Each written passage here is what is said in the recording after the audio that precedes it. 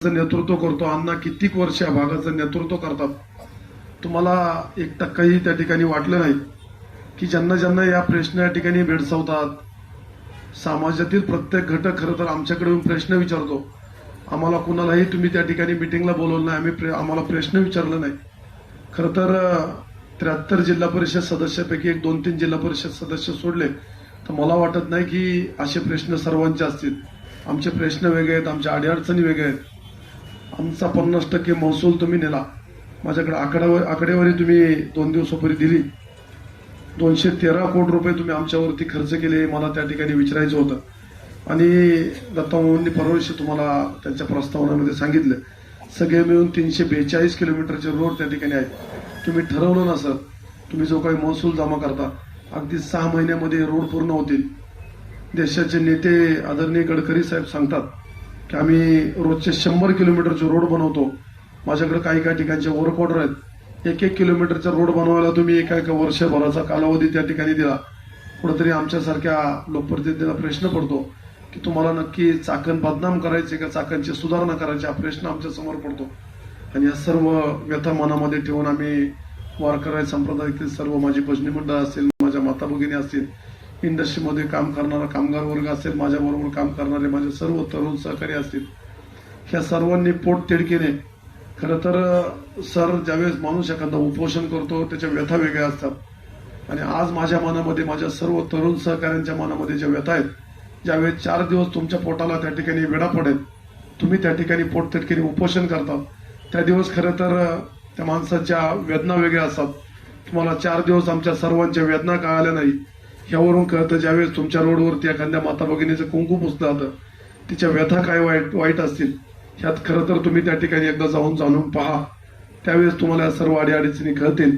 माझा कामगार वर्ग ज्यावेळेस खालुमऱ्यामध्ये एका तरुण सहकार्याचा ऍक्सिडेंट झाला, 6 महिन्याचं त्याचं लग्न झालेलं होतं, तो तरुण त्या ठिकाणी मृत्युमुखी पडला. त्याचा पीएम करायचा सोहा किंवा त्या ठिकाणी हॉस्पिटल उपलब्ध नाही. आम्ही पीएचसीआयटी तुमच्याकडे तरफड करतो, जागा मागतो. आमच्या ताई 3-3 वेळा मिटिंग घेतात, अण्णा 3-3 वेळा मुंबईला जातात.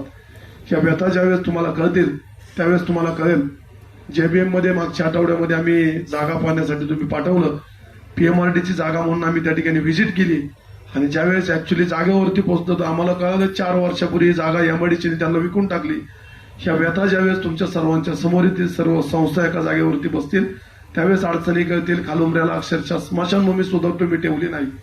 आमच्या खरावाडीला कचरा टाकायला जागा ठेवली नाही, अख्खं गाव दोराखाली असते. आमची वासोली ग्रामपंचायत त्या ठिकाणी कचरा टाकायला जागा नाही. अशा असंख्य व्यथा आमच्या सर्वांच्या आहेत. ह्या व्यथा जर जाणून घ्यायच्या असतील, कुठेतरी लोकप्रतिनिधींना विश्वासात घेतलं पाहिजे.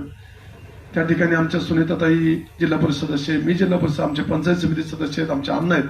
तुम्ही अक्षरशः त्या दिवशीची जर मिटिंग पाहिली तर अण्णांना बसायला खुर्ची ठेवली नव्हती. अशा जर गोष्टी जर तुम्ही उद्याच्या काळामध्ये जर घडवल्या, दादांवरती त्या ठिकाणी टीका केली गेली. जो माणूस पाठ या ठिकाणी येतो, व्हिजिट करतो, तुम्हाला पैसे देतो, तुम्ही ते पैसे खर्च केले नाही आणि आज दादांच्या नावाने तुम्ही ओरडता, या गोष्टी खरं तर आमच्यासारख्या कार्यकर्त्यांना त्या ठिकाणी दुःख देतात. ताईंनी मला 3 दिवसापूर्वी विनंती केली की उपोषण करू नकोस, परंतु मी ताईंना व्यथा सांगितली. पालकमंत्री म्हणून आम्हाला तुम्ही त्या ठिकाणी अपेक्षित होतात.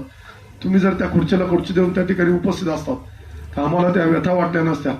ही जी गोष्ट आहे, ह्या ज्या गोष्टी सर्व घडल्यात, ह्याच्या मग आज असंख्य कारण आहेत. मी तुमच्या ऑफिसला 4 वेळा येऊन गेलो, अण्णांनी मुंबईला 4 वेळा मिटिंगा लावल्या.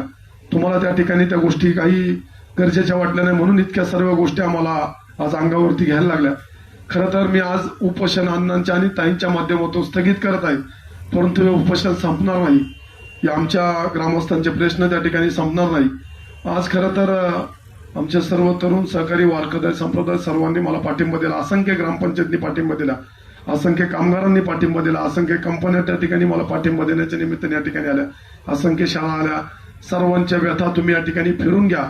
या ठिकाणी एकदा लोकांमध्ये जा, लोकांच्या किती या ठिकाणी भावना दबलेल्या पहा, तेव्हा तुम्हाला कळेल की माझा शाळेत जाणारा एक लहानसा मुलगा ज्यावेळेस 3-3 तास ट्रॅफिकमध्ये, ज्यावेळेस त्याला भूक लागते, तो त्या ठिकाणी ट्रॅफिकमध्ये गुंततो, त्यावेळेस त्याच्या काय व्यथा आहेत ह्या जाणून घ्या. त्याचनंतर तुम्हाला या ठिकाणी कळेल. माझे पत्रकार बांधव मागच्या 4 दिवस या ठिकाणी बसून आहेत, त्यांनी काल या ठिकाणी बसून मला पाठिंबा दिल्याचं कारण असं आहे की जो आपण म्हणतो ना की आपण समाजामध्ये आवाज फोडणारा जो काही एक मोठा खांब आहे, तो खांबही याच्यामध्ये कुठेतरी दबले गेलेला आहे.